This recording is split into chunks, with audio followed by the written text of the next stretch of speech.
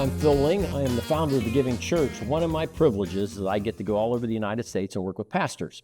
So, launched a little ways back the idea, hey, why don't we get pizza with pastors wherever we happen to be? So we've started off in Pittsburgh, and we've been to San Clemente, California. Now we're in Dallas, Texas, and we're going to hang out with my friend Pastor George here in Dallas, the Dallas area. Once you say Dallas, Fort Worth, it's like a state of its own. It's all over the place. But all we're going to do is hang out, have pizza, talk a little leadership, talk what's happening here. They're in the middle of a big project where they're selling their existing facility and moving to more of an office corporate park, and we'll talk about that. So thanks for being with us for this episode. George, thank you. Yeah, for hanging out with me. Yep. Tell me about Pizza Industrial before we open it. Local guy here, graduated high school right here in Richardson, and he actually worked with Hilton, the Hilton Corporation, for several years. He became a chef, worked for the president. Wow. And came back home and wanted to start a pizza place, and it is some kind of good. Cool. All right. Industrial. That means it's like really heavy duty. I think this one is called the forklift. Honestly, wanted something with a lot of meat, so there we go. All right. The weird place, when we were in San Clemente, it was a New Haven style Connecticut pizza, of all things that you would find. And so now we're in Richardson, Texas. I'm going to let you go first and make sure this isn't, does it pass the pizza test? Mm-hmm. All right, let's go. Good crust. Good crust. Chewy, thin. Mm-hmm. I'm partial to thin. Pizza's like donuts. I don't think I've ever met one I didn't like, Right. But. Well, I often say, you could put cheese on cardboard and it'd be good. That's one of my gripes about some of the pizza chains. I think their bread was ketchup, but that's a whole other deal. So, okay. So yeah, it's good. As we're chatting and I'm chewing, so I get to ask questions and then I can chew. Ask me a question, you can chew. So I know bits and pieces of your background. I know you did not start in Texas. You're in Mississippi? Yeah, raised in Mississippi. Yep. How'd you end up in Texas? So father and mother, California, Arkansas, raised in Mississippi, dad a pastor. And I came here to minister for Pastor Kershaw, the former pastor here, in 2005. Well, 2004, Christmas, the day after Christmas, 2004. And he was at a retirement age, and he felt the Lord move on him that we should be the next guy. And my wife and I prayed over that. And we moved from Orlando, Florida to Dallas in 2005. So you're in Mississippi, where you're raised. You were in Orlando. Yep. Get the call, come here. It's a transition from founding pastor. Was he the founder? He was not the founder, but he'd been here over 30 years, so same as. Right. I think 35 or 36 years.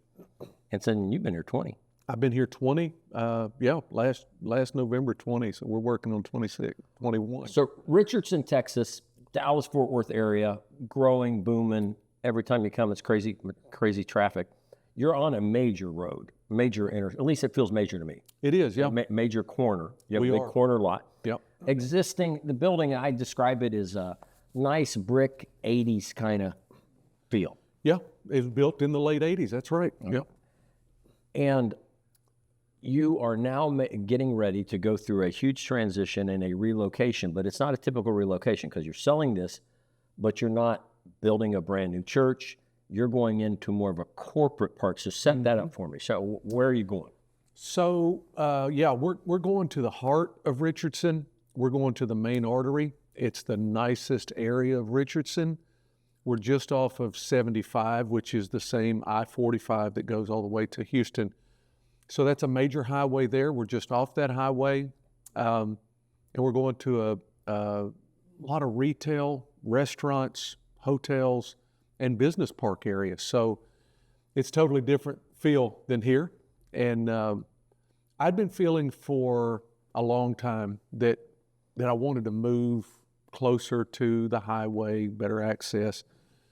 And our area has changed over the years, and I just felt like a fresh start would be good for us. And so the Lord worked it out, and so there's a lot of details behind that. We'll throw up some pictures and of the new place, and you're going to change it a lot. But it's a freestanding building, so it's a corporate area, but you're not like hooked to other buildings. It's its own building. Right. And give me just a thumbnail sketch. How much, like parking? Yeah. All that kind of stuff. Yeah. So we actually were moving down in acreage because we have almost 10 acres here. This is a big corner. So we're moving down in acreage, but we're moving up in square footage. So we have around 25,000 square feet here. We're buying 50, a little over 50 there. And so we're thinking a double in every way because this capital campaign guy told me one time, if you can't do a double, then it may not be worth the squeeze. Right. And I will say a lot of things that you've told me over the last few months that we've been working together have been really helpful for me through this process. And we've been together over a year now. Wow. And you remember the big, huge building I was looking at. And which not everybody looks at. So George's one of my favorite people, and we'll get into more of his background because he's an entrepreneur, and I like entrepreneurs. Yeah. And I think to be successful, especially church planters, but it's a lot of pastors, you got to have the entrepreneurial spirit, a little bit of that. But when I first started talking to you, thinking about either building on here, maybe, Yep. or relocate very close and buy a hotel. And this is not like a Motel 6. This is Yeah. this is a hotel. Yeah, the largest hotel in Richardson. It was a 17 floor. It was a big boy. Yeah. Okay, so and the plan was, as you explored it and you did your due diligence and you worked on it hard, was buy it, keep it as a hotel, Yep. have church on it, you got ballrooms, all those kind of things, do some retrofitting, but operate it as a hotel. Yeah, I have a friend in Major management. brand, by the way. It was like Yeah. a big deal. Yeah, I don't mind saying the brand if you want to, but yeah, I have a friend who did that with several churches, and he owns a hotel management company in the hospitality world. And so, yeah, we were going to let it operate as a hotel and use the huge ballroom facility as the church, and we could have made it work. In fact, the owner flew out here from San Diego, California, he and his wife, and we went to dinner, and we loved visiting with them, and he really loved meeting with Karen and me, and it was a nice friendship, and we're still friends. At the end of the talk and negotiation, though, it just didn't feel like it just didn't click. It just didn't feel like it was the right thing. Right. So we paused on that, and you remember the other building that was 175,000 square feet. Right. And you and I were... It was like, for all those folks that are watching, because we're all over the United States, and I've learned that there are things that are regional. So in my world, it would have been like a Monster Walmart or a Fred Meyer or something, but it was another chain. It was Fry's Electronics. Fry's Electronics. Yeah, and 175,000 square feet, massive. And you and I were scheduled to meet in somewhere else to show me a project. I don't remember. Going to Ohio. Going to Ohio. I landed in, the detail doesn't matter, but I was right behind that crash that happened going into Reagan, so they canceled my flights. That morning I found out we lost that deal, and I wanted to cry. I was depressed. I remember. We had put in a lot of due diligence, a lot of offers, but I reached my max comfort level, and I was really sad. And then just a few weeks later, I was really sad. I felt like I'd failed God, like I'd failed the church, like why shouldn't... But looking back, God was protecting me, and it was just a few weeks later, the way that I found out about this deal, there's another church that was looking for property, and he's a friend of mine that I met in real estate 20 years ago when we first moved here, and we've stayed friends. And he said, "I've found your next church." And I said, "Really? I thought you were looking." And he said, "Well, it's too big for us, but I think it would be perfect for your church." And so we went and looked, and that's how it happened. And we bought it for, I don't know if you want me to give numbers, but Sure. but $100 a square foot for buying. Which in commercial property, no matter where you are in the United States, and especially in a major metro area like this, that's crazy. In Dallas, Texas, that is great, and especially the location that it is. It's a great area. So it felt like God, and I would just say to anyone watching that I sought counsel among the professionals, all of you guys, and then the team that I work with, because I trust the team. And the bigger deal, to be transparent, I kind of got ahead of my team a little bit. I got excited. I saw the vision. I worked hard, and it would have been a huge undertaking. And guess who would have been burdened down with all of that? Right. It would have been me. And of course, you warned me about some of that, Right. and the Lord protected me. So this is where we are now, and just had some good stuff happen this morning. So I know we can talk So about yeah, all of so we've been blessed to work with lots of folks all over the United States, and a lot of times when you're buying corporate or commercial space, we've got churches and Sam's Clubs and Walmarts and Best Buy buildings and all those kind of things, and even malls, strip shopping centers. Most of the time, they've reached the age with big boxes, especially roofs go out, HVAC goes out, all that stuff, and that's when they come on the market. And then often they're in changing communities where, you got grass growing in your parking lot, this all kinds of issues. Right. This that you're bought, you purchased, it is nice. It is, I was trying to get my arms around it when we drove around it recently, and all the corporate buildings around it that the folks that are working, there's got to be thousands, if not tens of thousands of workers that are almost within walking distance. Yeah, there are. AT&T just rented the tower right beside us, and so they're going to be a great neighbor. And they have to have so many parking spaces per 1,000 square footage of rental space that they've rented, and so they're needing to rent our parking Monday through Friday from 8 to 5, and so that's found money for the church. Sure. So it really feels like, and I want to say this to encourage someone. Man, I've been here 20 years, and just hearing my friends, honest to God, I've prayed in this building, God, I know you know where I am, but you're blessing all my friends with buildings and property, and it's, when is it going to be my turn? Right. And I'm okay if it's not. And I know that sounds cliche, Right. but man, it was real. And it just seems like since this has begun, that it's just been favor after favor after favor.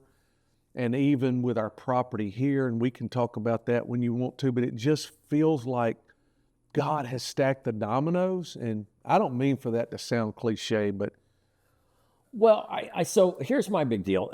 The reason I think I gravitate toward people like you that take big swings and think outside the box. I think in 2026, if you're a growing church in the United States, you're going to have to, a lot of them have to think non-traditionally, revenue streams, different things to use my facilities for, and where I need to be. There's an old cliche that says, if there is a sign, you know how you drive around communities, there'll be a sign that says First Baptist Church over here. Yeah. It says, if there's a sign pointing to your church, you should be where the sign is.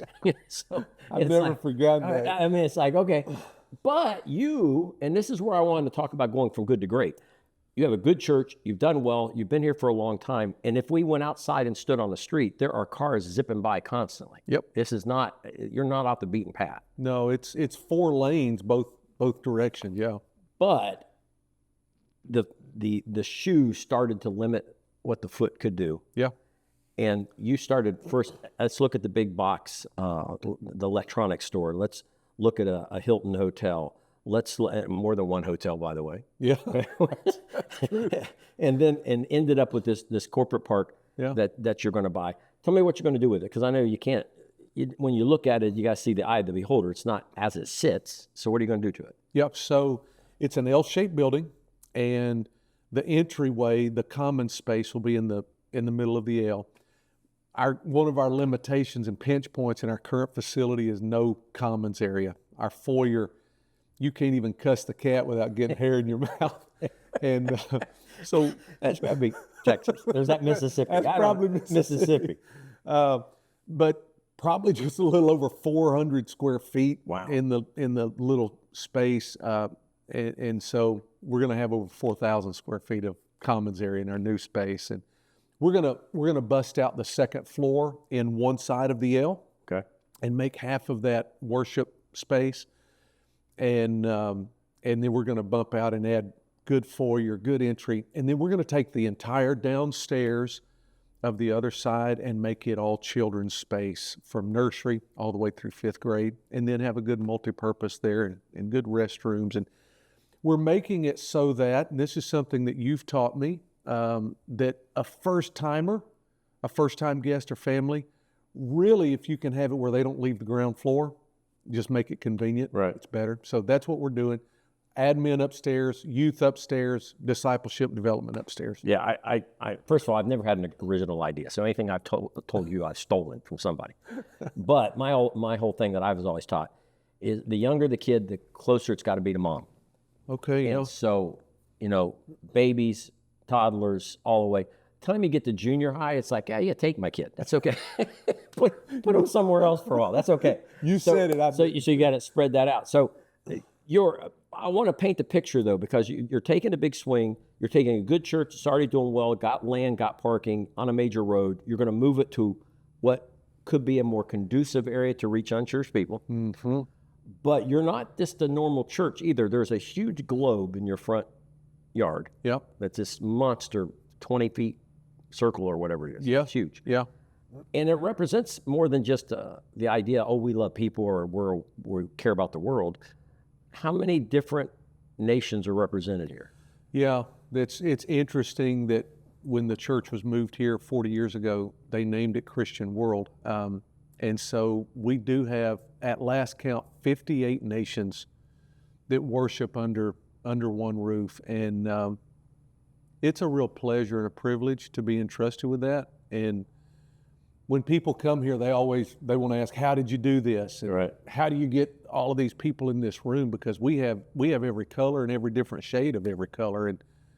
And so it's a beautiful thing, and what heaven's going to look like. And so I hope we take that with us. We're just going 3 miles.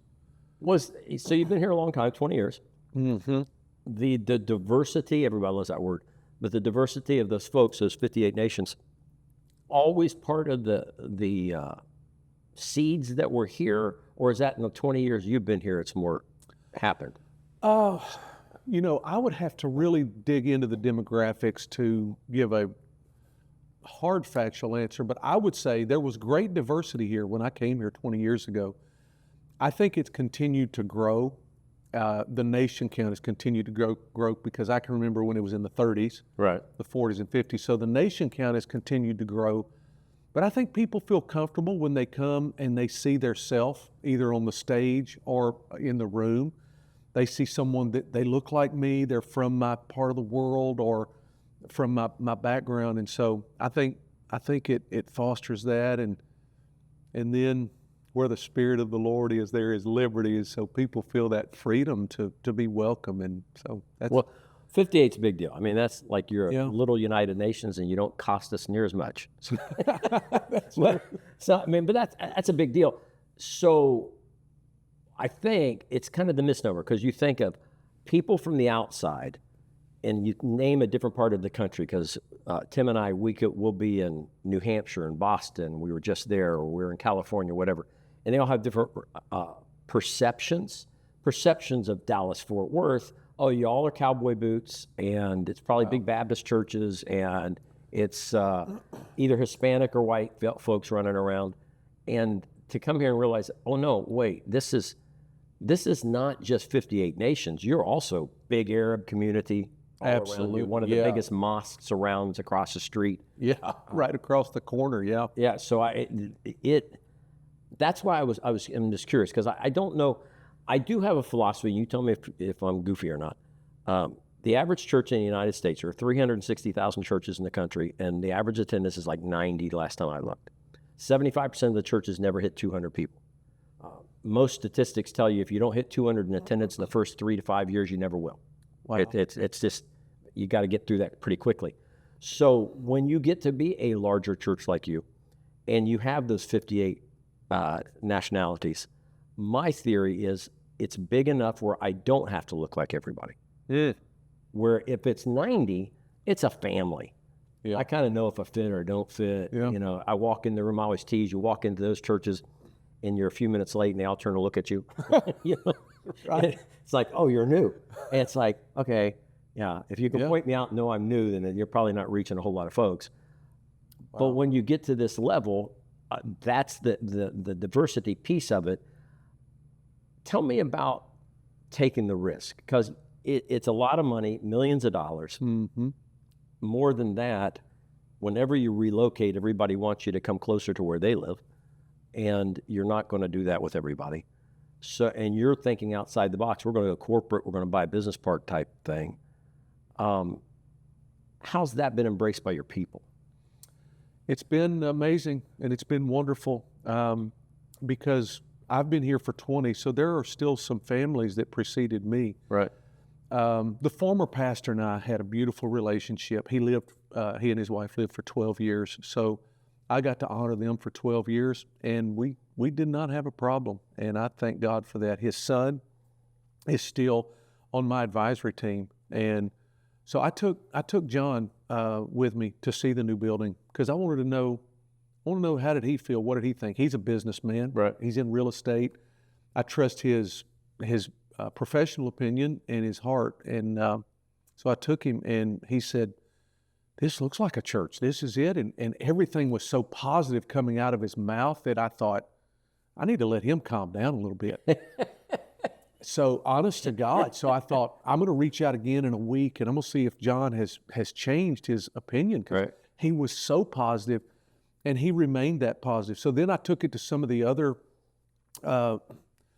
legacy families, landmark families in the congregation they're supportive heart and soul, and they've been here, and some preceded me, and I wanted to be mindful of their heart and feelings, and I just got push and positive from every direction. And I mean, I'll knock on the wood of the cross to say that, but everyone I presented the vision, they see it, they feel it, and I think everyone's just excited. There's an excitement about it, and I thank God for that. Okay, so let me change here. So no, we painted a picture. Pastor George, visionary, risk taker, and they're doing a big move right now. But you individually, a lot of my pastor friends that I gravitate toward are a little more entrepreneurial. Mm-hmm. We have a pastor we work with in Ohio that he has a company that roasts coffee beans and sells them to coffee stores. Yeah, I'd never asked him how he got into that, but it's just, different pieces. Mm-hmm. You've had your hand in business for a long time. Mm-hmm.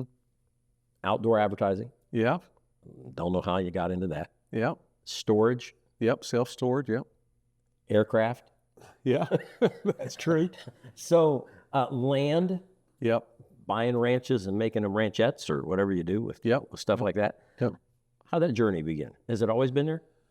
So, the personality, the desire's always been there. My father was an entrepreneur as well. One thing I love to tell is my father wired John Wayne's home in Newport Beach, California. My father was from that area. A friend of mine and I went into business. I was right around 20 years of age. He was 2 or 3 years older than me, and we started a self-storage business. Okay. And we're still doing that stuff together. Right. I saw a piece of dirt advertised, and it said, if you'll put a billboard here, we'll give you this land or something. It was a weird advertisement. Right. And so no one probably called on it. Well, I called on it, and I ended up getting us 3.5 acres right on the interstate for almost nothing, the way it happened. So we still own that. We've put, we actually put a billboard there. Right. Outdoor advertising. And once we got in the business, it's like, man, this is good. And we ended up buying another business, buying them out over a 3-state area. And so that happened. And then my father and grandfather were both aviators. And so I grew up in airplanes. And so a guy in the church here is an instructor. So he and I started buying planes, and he's very mechanical. And so we would fix them, fly them, and then flip them, so to speak. Not like that, but although you came close. yeah, that's right. Because I got a picture of you landing a plane on a road in the middle of nowhere. Yeah, that'd be a different story, a different time. But You weren't flipping, but yeah. you ran out of gas. Yeah, something like that. So you're messing me up. So we make money on the planes, and then move up. the thing that the Lord pushed me into that he did for me was real estate. And they say real estate because it's real. And man, that's a long story. I would just say the Lord did it. I was on my knees when I got the phone call from a guy, and it's a beautiful story. Real estate's been good to me. Right. And so you're talking about a risk taker, and I signed the line for a bunch of debt for this transition, and we've got even more is going to happen in the remodel. 10 years ago, 15 years ago, that would have scared me to death, but the Lord prepped me for it with real estate, that it was like, I know he's got this. And so. Okay, so let me ask you this, and you're a positive guy, and you're very good. I've watched you at bringing people along with you. Ever get any pushback from like, yeah, you're involved in too much stuff. You just need to put your nose in. It's kind of like an athlete just play ball with. You're a pastor. Just be a pastor. Yeah, so I will say that's a great point.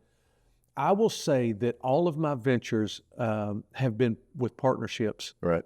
And I'm able to be arm's distance and a silent partner, so to speak, and really not have to be heavily involved in the day-to-day. I take care of the high-level relationships. I take care of the banking relationships. I have those connections, and then I kind of stay out of it. And so it sounds like I'm doing a lot, and it's kind of mind-boggling to talk about it, because in reality it doesn't feel like I am. So I'm an arm's distance from most all of this stuff, and like the stuff that's made the most profit, I've done the least work. Right.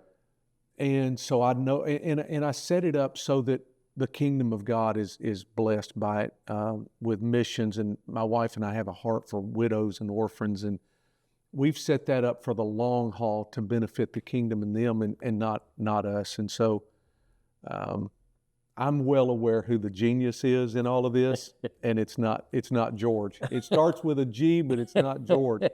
It's God. So I just wanted to, I just think it's fascinating when I get to share stories, just like we were out in California. You met Pastor George, that was a retired awesome professional guy. surfer. Yeah. All those unique things that bring people that feel called to what they're doing. And you're doing a fantastic ministry here in a fast-growing area. Texas is going crazy. Yeah, it is. It's just exploding. We were coming from the airport and noticing all the houses that are on top of each other, because so many of them are packed in there. And you're pulling the trigger, and you're going to make this big move. What if you close your eyes 3, 4, 5 years after the move? What does the preferred future look like? Well, it's interesting that you say it that way.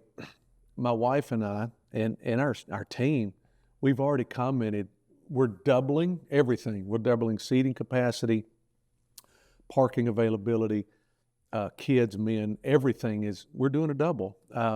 We're doing a 10X on the commons space, and yet we already feel like we're outgrowing the building that we're going to. Like, we already feel like that's going to be too small. But I feel like it's the next God step, and if he changes it, he's got a few months to change it if he wants to. Whereas he has all the time he wants. I think he only has about 45 days. Yeah. I think that window's coming down. Oh Lord, I'm sorry, but if he changes it, that's fine. But if not, the preferred, I think we outgrow that honestly in a couple of years. Right. And I don't know if the next step then would be to go to some outlying areas with campuses.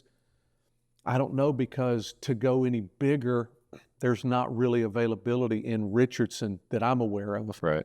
As far as a building that would handle the next step up, because there's not much real estate left vacant. So I don't know. Did that answer your question? Yeah, it did. I think one of the things, and I always want to be very careful. I've been blessed to work with 1,000 churches, and they all look different, and they all love Jesus, but they look different, and how they function and who they reach, and even when it comes to facilities, one of the things I believe you have to think about right now in 2026 is when you buy and build things. I may not be here for 40 years. I may decide to move it again, do something else. So what am I going to do with that facility? I don't know if in like the 50s and 60s, pastors going out into suburbs and building red brick buildings with white steeples, I don't think they had to think that way. True. I do think it's not a bad way to think today. Mm-hmm. It's like, is there multiple uses? Is there other things that I could do with this? Mm-hmm. The people that are buying your building here are not going to be a church. Probably So, not, yeah. you know, it's a church. Mm-hmm. You know, it looks very much like a church. It is a church, but yet it's going to be different uses. So I think when you look at something, what you're looking at, you have to be willing to kind of say, this is my tool for a season. Mm-hmm. I don't know how long that season is. Yeah. And if it does well and you reach a lot of folks, do I need a bigger tool? Do I need multiple tools? Yeah. I want to say this. Maybe this would help someone. I was never the guy who just wanted to build a building. In fact, because of the business side of me and the business mind, I'm always thinking, well done, thou good and profitable servant. That's why I was thinking Hilton Hotel. Right. That's why I've thought a multi-use space, that the wealth of the wicked is laid up in store for the righteous, and let the mammon of the world fund God's kingdom. And so I've always thought with such a business mind, and it has to make sense that way, that I've held back from building. But it became so obvious with multiple services, and you know, we've clearly outgrown this place. And so it became obvious I had to do something. And I was at a 24-hour prayer service out of town a couple years ago, and I stepped out of that room after being there for several hours, and I just looked up into the heavens. I was out of state. I looked down, and there's a Texas license plate, and I just looked up, and I said, God, what are you trying to say to me? And it was as if the Spirit of God just impressed to me, why don't you build me a house? You build you a house. You want to remodel your house. Why don't you build me a house? And it smote my heart. So I came back from that saying, okay, God wants a house. And so I had to reverse my thinking. And now I realize how important a building is to the work of God. I was at a large resort 2 weeks ago, going there to help another pastor with some of his building stuff. And it dawned on me, there are 2,000 people here at this resort. What if there were no buildings here and it was just an open field and this lake is right here? We would have nowhere to stay, Right. nowhere to eat.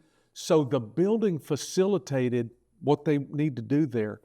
So a building is a tool. Right. And I think it being done right is part of it, and doing the best we can. It doesn't have to be the Taj Mahal, but keep it clean, and keep the paint looking right, and God deserves excellence. And so I want to build God a house now. So that was a big paradigm shift for me. We'll come back. We'll do pizza once we get in a new space Okay, and see what it looks like. that sounds How good. you do. Hey, thanks for being bold. Thank you. Thanks for letting us come. Yeah, thank you. You've been a help to me. Thank you very much. Thank you. Thank you all for another episode of Pastors Getting Pizza.